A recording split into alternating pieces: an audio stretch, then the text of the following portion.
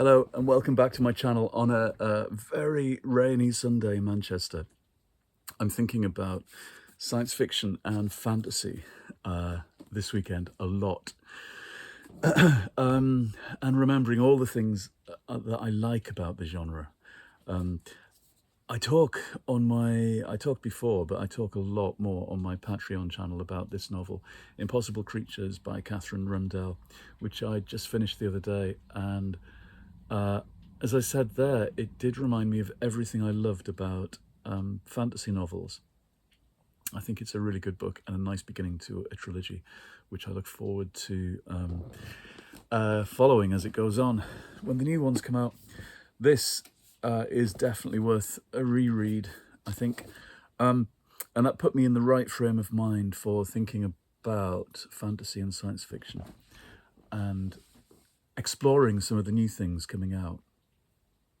At the moment, the last couple of days, I've been, dropping things. I've been reading this, The Principle of Moments by Esme Jikemi-Pearson, which Gollancz published, I think, at the beginning of this year. And it just arrived in the post yesterday morning, I think. I ordered a whole load of books on Friday or Thursday. I went a bit crazy on eBay and stuff. I think it's because we haven't been anywhere near many bookshops lately. Although we did actually on Friday. But by then I'd already put in these orders for new things. I fell for the new and shiny temptation. Well worth it for this. I'm almost halfway through. It's a rollicking space opera, and we have two main characters, a boy and a girl. She comes from a kind of prison world where she becomes aware of her mother's past and a missing sister, and they're all victims of this terrible space empire which enslaved their human colony and put them all to work. And she's been told she's got this destiny elsewhere, so she escapes. In the first 100 pages, it's about these two characters coming together. So there's this girl, Asha, I think. I'm terrible with names in books. Anyway, she's from the far future in a kind of world that feels a bit like something from Dune, actually, the way that the chapters are prefaced and topped off with little bits of history books and myth. And it's meant to make us think about that. It makes me think as well of the original Star Wars novel by Alan Dean Foster. There's even a version of that line of Princess Leia's used as an epigram in Star Wars about they were in the wrong place in the wrong time and naturally they became heroes. And it's the similar feel, I think, that's even glossed at one point in this. So our heroine ends up stealing a spaceship and zooming off into space with the help of a time-traveling boy who's come from the early 19th century. And he's somebody who can hop through time using the power of sentimentality through objects that are imbued with people's feelings about them. But when he jumps through time, he loses a bit of himself every time. An eye, an arm. He's got some kind of disease that has endangered him like this. And the next time he jumps, he could lose his heart. Very rich metaphor, I think. Anyway, he is the lover of the Prince Regent in Buckingham Palace in 1812. And we see him go to his royal boyfriend and promise the world, but then jump into time and space again because he's looking for his time-traveling father. And so this kind of hoppy, skippy progress through time and space is very Doctor Who-ish, very kind of Stephen Moffat-y Doctor Who, I think, with all the kind of attendant ironies of that, where, you know, he leaves the royal palace and then his slightly hapless father pops up after that and almost in his stead. And lots of kind of magical little motifs, like this box that contains, I think it's a snuff box, containing half the soul of the time-travelling boy. Almost like Peter Pan, actually, leaving his shadow behind in Wendy's bedroom. Anyway, the boy and the girl meet up in this whatever, 66th century, and they steal a spaceship and they get captured by robots on a prison ship and put in a I can't say it, gladiatorial combat situation, and they free themselves and they steal another ship, and they're looking for their family members, her sister and his father. So it's got a lovely messy combination of characters all over the universe in different times, and you have to kind of piece it together like a jigsaw, and I love that kind of stuff, so long as it delivers in story terms. And sometimes you get that kind of jigsaw stuff in science fiction novels and fantasy novels, and it doesn't quite cohere fast enough. And this isn't fast by any means, but it keeps moving, and I love that. We know where we're heading. We're following them through these adventures, and it has that kind of Star Wars thing of people just dashing through space, stealing a ship, getting kidnapped, getting split up, fighting to get back together, stealing another ship, and being pursued through space. It has that feeling of slightly hectic adventure. So it's pressing all the right buttons for me at the moment, and I will keep you updated how it's going. I'm really glad to be at the beginning of a science fiction series, because this looks as if it's going to, it says book 1 on the spine, which is a good sign.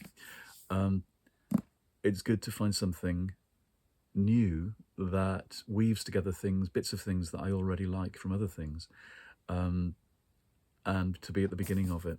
So that's good. I've got a big mythic fantasy adventure series that I've started to enjoy, and a science fiction one.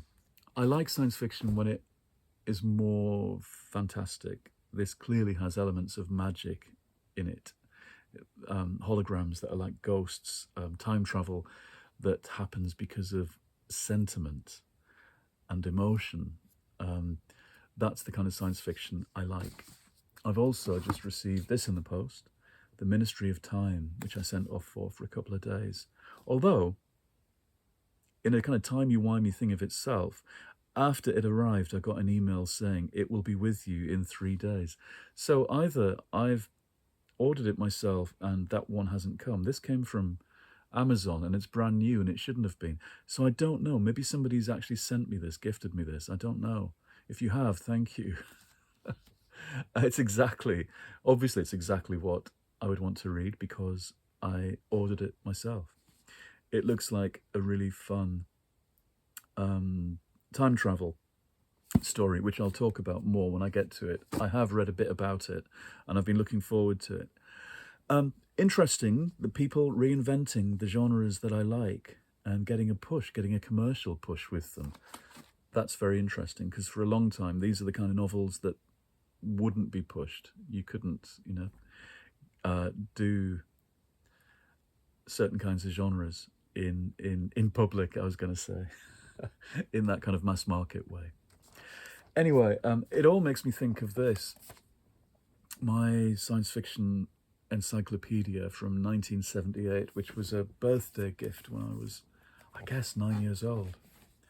And it instilled in me a love for the genre. I was somebody who loved Star Wars and Doctor Who, and was exploring where those things might take me into other films, other writers' work.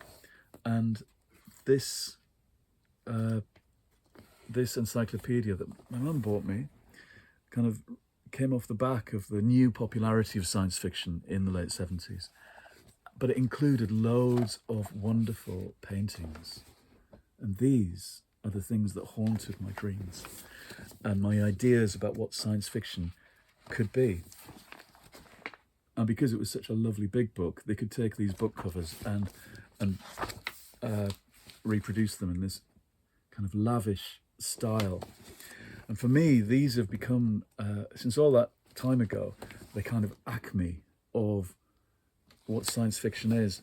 And so in the Emie Jikemi-Pearson book, when the young girl has a vision of the other character before she meets him, and his face is reflected with stars from space in a kind of spaceship window, these kind of images are haunting me. These are the things that occur to me. It's so interesting. I've said this before about comics and picture books that we look at when we're young. When we're very young, they become hardwired into our memories, and we utilize them, I think, when we then imagine pictures. I've been talking about this a lot recently, that certain writers put pictures in my head and some don't. Some are more verbal or cerebral, and I don't chime with them as much. But the people who put very vivid pictures in my head are the things that I really love in the end. Well, I'm sure that's my attraction to science fiction, that it's full of lurid, wonderful pictures. I'll stop showing you every page of this in a bit, but it is something that I've treasured for all these years, since I was, as I say, 8 years old. They also, I mean, they kind of gave me the creeps as well. There's something very spooky about these Pulp Fiction covers. Look, there's Children of Dune from that wonderful set that I've got still in paperback, and still want to go back and reread at some point. Having seen the first Dune film, I know everybody liked the second one. The first one I found so dull and grey. Yeah, all of these are wonderful, all these pictures. Anyway, that's how I think of science fiction, really, is this kind of slightly lurid and phantasmagorical thing. The kind of thing that you'd see on posters in the hippie shops of Darlington and Durham when I was a kid. The places that sold incense and tie-dye stuff. There was a wonderful shop in Darlington that lasted for 50 odd years. It just closed last year, called Guru, run by Beryl and her amazing staff over all those years. And we'd go in as a family and buy science fiction posters and joss sticks and all sorts of stuff, cards, magical things. And in Durham, it was the same, with the kind of hippie gifty shops that always had little bookshops tucked away beside them in the market and so on. And science fiction novels always had those slightly floaty, strange, hypnagogic, is that a word? Kind of covers. So it's nice to get back to a science fiction that feels as imaginative as that. I think sometimes in the past, when I've gone back to SF to see what's going on, it's felt a bit sterile and steampunky and butch, militaristic, people stomping about with guns and kind of engineers and all that stuff. No, I like something a bit stranger, I think, and imaginative. Anyway, that's just my tastes in science fiction. Science fiction / fantasy, whatever that is. SFF, I think. I remember reading the big Brian Aldiss book, Trillion Year Spree, when I was a student, and he's very carefully delineating different kinds of science fiction and fiction in his telling of the whole story. He's very kind of school teacherly in the way he goes about it. Anyway, it's all interesting, and it's the weekend when Doctor Who's had its best episode for a long time. Rogue, I thought, was fantastic. We stayed up late in Britain. In the UK, Doctor Who is available at midnight on the Friday before, because of the kind of peregrinations and complications of Disney and streaming and all the rest of it. They've made it available late at night, and I quite like it. I like staying up late to watch Doctor Who. It's like the midnight show. And the whole season's been vastly uneven and peculiar, with lots of enjoyable bits, lots of cringeworthy bits, lots of bits where the stories don't quite work, to me anyway. And all very interesting, but not the kind of seamless, coherent whole that, say, Christopher Eccleston's season was in 2005. Uh, it's kind of interesting and confident, but shooting off in all these different directions at once. But I thought, because it was such a wonderfully old-fashioned Doctor Who story, Rogue was a reassuring watch. It did all the story tropes in the right ways, I thought, and conjured a place and a time, although it would have been better had they said, you know, not patronised the audience and said it's Jane Austen's England, it's Regency England, rather than endlessly referring to Bridgerton. I don't know why Doctor Who needs to signal other TV shows, but it seems to do that. It doesn't need to. It just, you know, it's its own thing, and it doesn't need reference to other shows. It's interesting if a character says it once. It was funny when Rose said, "Oh, you're so Spock," or whoever said that, but not endlessly. Yeah, I thought it was a really good, solid episode with slightly shonky-looking monsters, which is very nostalgic for those of us who've watched Doctor Who since the 70s, with those kind of funny bird people cosplaying human beings. Doctor Who always has to have something reassuringly naff about it. It's not a big, flashy American show, whatever it pretends, and it's always best when it has something slightly shonky and naff. And that's when it's most enjoyable. Almost like a kind of broad wink to the audience, which is very reassuring. It's still us. It's still Doctor Who. And how nice to have a big, proper, stonking gay kiss in the middle of it. And one where the Doctor's not being hijacked into it by Captain Jack or whoever. The Doctor was really up for it, and that's amazing after all these years to have that.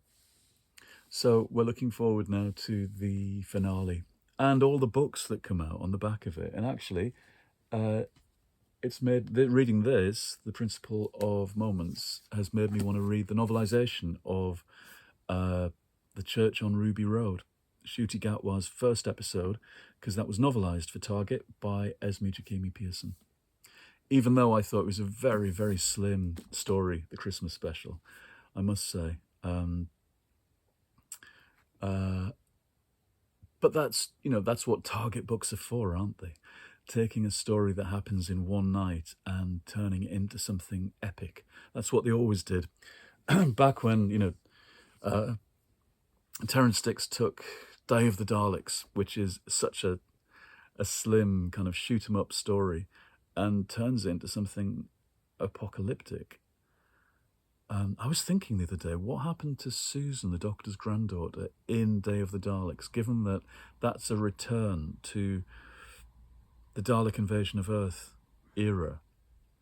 And what an amazing detour that would have been for the Doctor and Jo going into the 22nd century and Dalek-occupied Earth, and realising that they could have help from Susan, who lived in that same era. That would have been an amazing 70s story, but it never happened. It would still be a story for somebody to tell now, I guess. Anyway, gosh, I've got lots of opinions today. I am looking forward to reading more Doctor Who books, I think. There are 3 original novels tying in with the new season about to come out, and 3 novelizations, which seems to me as if they've got the balance right at last, actually. We can have novelizations and we can have original novels that go between them and have those blended. How interesting that is actually the way forward. I hope they continue, and I hope they publish some when the series isn't on the air, because that was always the great thing about Doctor Who books. The show was on for maybe half the year in the old days, but there'd still be books coming out that would give you something to hook onto and look forward to when there was no episodes. Spoken like a true Doctor Who addict, I know. Anyway, that's me in science fiction. I've got a whole pile of other books arriving in the post this week, to my shame. I will show you them I've actually, and don't complain, but I have ordered a pile of things that can only be described as belonging to the romantasy genre. I don't know what I'm doing. No, I'm quite interested in seeing what they're like, because when I read the synopses of these books that are massively popular and doing well in that genre, they just sound like Anne McCaffrey to me. Dragon books with lots of sex. Right, I'm going to go. This will go up on about Tuesday, I think. I hope everyone's well and enjoying the weekend, and I hope it's not raining where you are. Like and subscribe, and go and look at Patreon for the other things that I say there. On Patreon, I've actually revealed my list of books in my personal book club, which I will tell you about at some point this week. That's 6 finalists in my idiosyncratic and ludicrous book club. Okay, goodbye. See you again soon.